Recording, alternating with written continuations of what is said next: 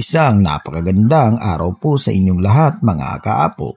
Alam nyo ba na kapag nag-travel kayo by land, papunta ng Mindanao o di kaya papunta ng Manila at napadaan kayo dito sa Bicol Region, ay madadaanan nyo ang the famous Cagzawa Ruins na matatagpuan sa bayan ng Daraga, Albay.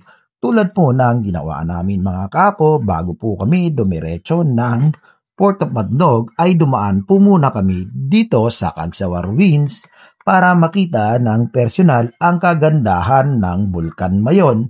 At heto na nga po mga kapo ang bumungad sa amin, ang magandang bulkan na Bulkan Mayon. At hindi lang po yan mga kapo ang makikita nyo rin po dito ang lumang simbahan na natabunan na ng lupa dahil sa pagsabog ng bulkan noon ayon sa mga lokal dito.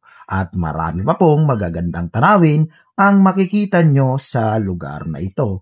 At kung mahilig naman po kayo mga kapo sa adventure, pwede nyo pong subukan ang kanilang Mayon Sky Drive tulad ng Sky Wheels Zipline.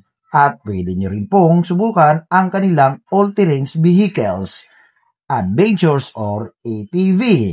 At kung mahilig naman po kayo magpakain ng isda mga kapo, meron din po silang fish feeding sa lugar na ito. Follow and share.